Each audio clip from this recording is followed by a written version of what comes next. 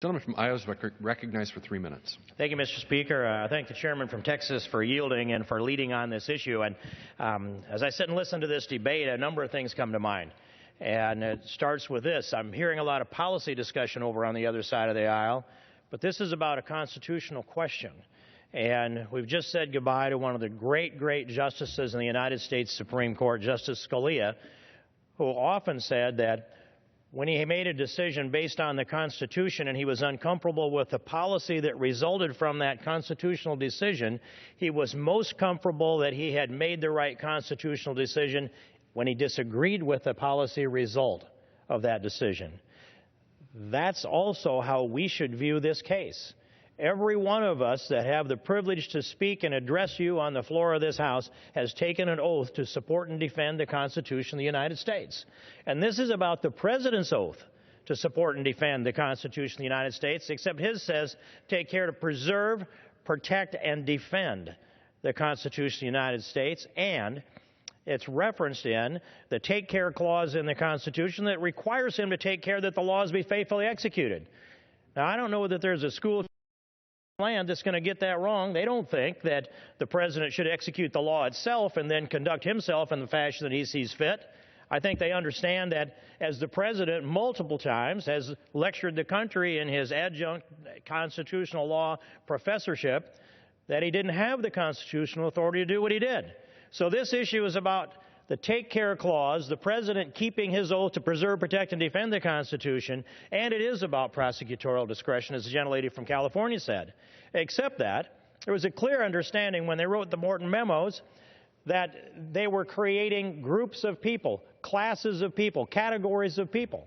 And the Morton memos were the beginning of this, and they created 4 different categories of people, and as far as I know, anyone who fit into those categories was essentially and maybe individually dealt with because they processed their paperwork, but they were automatically exempted from the application of the law. That's when this began. And we should not think, Mr. Speaker, that the House hasn't weighed in on this. It goes back to this. March 2nd, 2011 was the introduction of the Morton memos. That was the first executive overreach on immigration that's starkly on paper.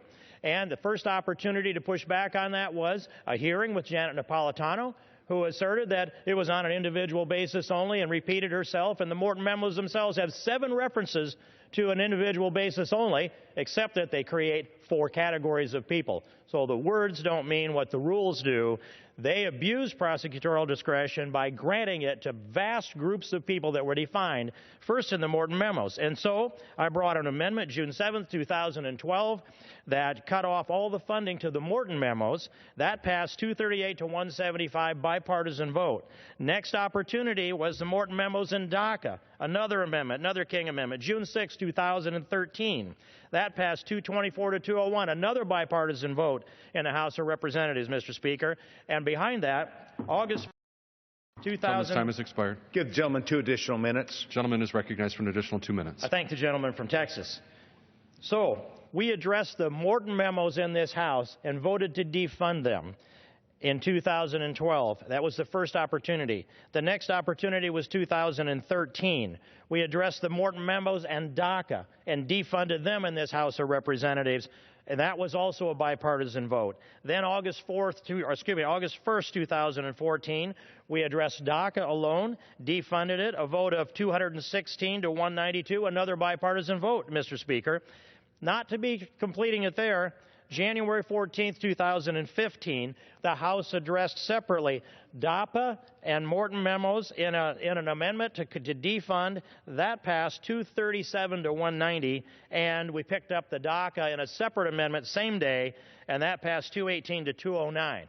The House has voted time and time again, and if that was not enough for the voice of the House to weigh in on this, we came back again on June 3rd of 2015, another King amendment, and defunded the DOJ's lawsuit that we're talking about here now, because we said, step back, Mr. President, keep your oath to office. We stood up and we defended ours. And I'll say this, despite all of these votes, the government and Democrat members claim Congress has acquiesced to the unconstitutional actions when the House has a clear voting history of opposing each step in the President's path to amnesty. Would the gentleman yield so for the a House question? has now exhausted our remedies, with the exception of the omnibus spending bills, where everything gets packaged up in one vote. And except for that, the House has done all it can, Mr. Speaker, except for this opportunity to introduce an amicus brief that will be the voice of the House, keeping our oath to support and defend the Constitution of the United States. Would the gentleman yield for a question? I would yield. The gentleman's proposition that a vote in the House that does not become law voids an action of the House that does become law, to wit, the 2002 Department of Homeland Security Act that directed the Secretary to establish priorities for removal? Gentleman's time has expired. And in reclaiming my time, Gentleman's time has expired. Give an additional 30 seconds to the gentleman. The gentleman is recognized for an additional 30 seconds. I thank the gentleman. I'm asserting that the House needs to do all it can to keep our oath to support and defend the Constitution, and we are doing this today with this endorsement of the Speaker's amicus brief so that the House can weigh in defending our constitutional obligation. I thank the gentlelady from California and the gentleman from Texas, and I yield back.